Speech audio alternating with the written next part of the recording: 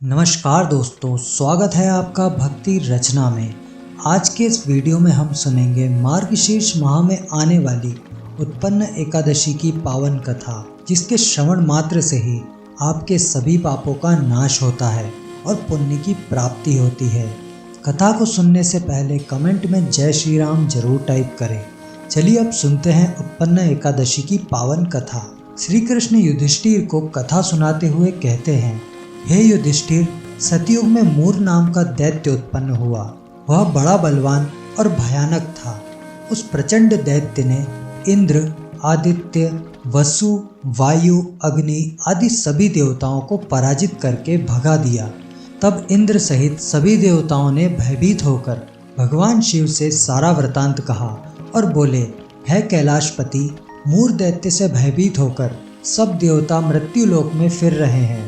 तब भगवान शिव ने कहा, हे देवताओं, तीनों लोकों के स्वामी, भक्तों के दुखों का नाश करने वाले भगवान विष्णु की शरण में जाओ। वे ही तुम्हारे दुखों को दूर कर सकते हैं। शिवजी के ऐसे वचन सुनकर सभी देवता क्षीर सागर में पहुँचे।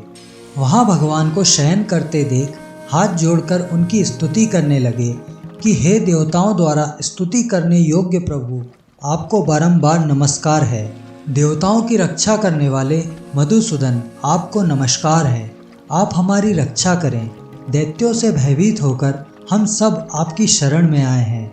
आप इस संसार के कर्ता, माता पिता, उत्पत्ति और पालन करता और संहार करने वाले हैं।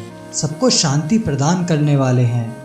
आकाश और पाताल भी आप ही हैं। सबके पितामह ब्रह्मा, सूर्य, चंद्र, अग्नि, सामग्री, होम, आहुति, मंत्र, तंत्र, जप, यजमान, यज्ञ, कर्म, कर्ता, भोक्ता आप ही हैं। आप सर्वव्यापक हैं। आपके सिवा तीनों लोकों में चर तथा अचर कुछ भी नहीं है। हे भगवान, दैत्यों ने हमको जीतकर स्वर्ग से निकाल दिया है और हम सब देवता इधर उधर भागे फिर रहे हैं। आप उन दैत्यों से हम सबकी रक्षा करें। इंद्र के ऐसे वचन सुनकर भगवान विष्णु कहने लगे कि हे इंद्र, ऐसा मायावी दैत्य कौन है जिसने सब देवताओं को जीत लिया है? उसका नाम क्या है? उसमें कितना बल है और किसके आश्रय में है तथा उसका स्थान कहाँ है? यह सब मुझसे कहो। भगवान के ऐसे वचन सुनकर इंद्र बोले, भगवान, प्राचीन समय में एक नाड़ी जंग नामक राक्षस था। उसके महापराक्रमी और लोक विख्यात मूर नाम का एक पुत्र हुआ।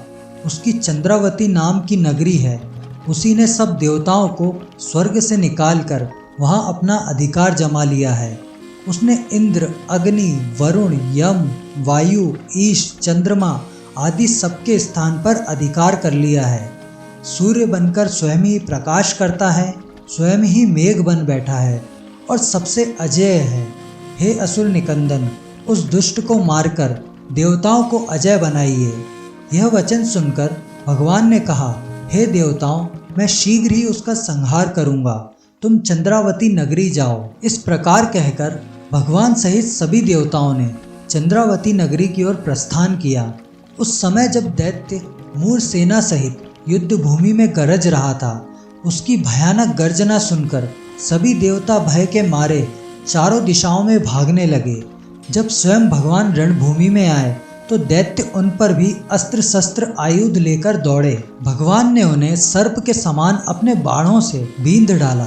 बहुत से दैत्य मारे गए, केवल मूर बचा रहा। वह अविचल भाव से भगवान के साथ युद्ध करता रहा। भगवान जो भी तीक्ष्ण बाण चलाते, वह उसके लिए पुष्प सिद्ध होता। उसका शरीर छिन्न भिन्न हो गया, किंतु वह लगातार युद्ध करता रहा। दोनों के बीच मल्ल युद्ध भी हुआ। 10,000 साल तक उनका युद्ध चलता रहा, किंतु मूर नहीं हारा। भगवान थक कर बद्रिका आश्रम चले गए। वहाँ हेमवती नामक सुंदर गुफा थी। उसमें विश्राम करने के लिए भगवान उसके अंदर प्रवेश कर गए। यह गुफा 12 योजन लंबी थी और उसका एक ही द्वार था। विष्णु भगवान वहाँ योग निद्रा की गोद में सो गए। मूर भी पीछे पीछे आ गया और भगवान को सोया देखकर मारने को उद्धत हुआ। तभी भगवान के शरीर से उज्जवल कांतिमय रूप वाली देवी प्रकट हुई।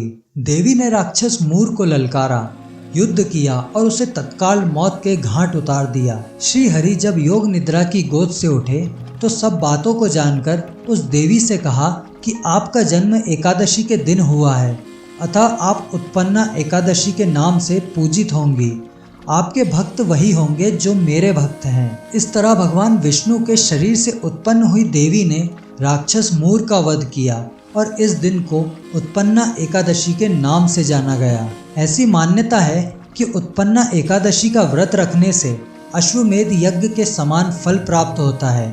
साथ ही व्रत के दिन दान करने से लाख गुना फल की प्राप्ति होती है।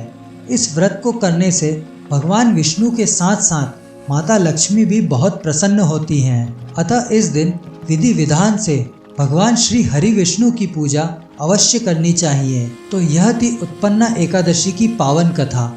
ऐसी ही और पावन कथाएं आप इस चैनल पर सुन सकते हैं। इसी तरह की और कहानियों के लिए हमें सब्सक्राइब जरूर करें। धन्यवाद।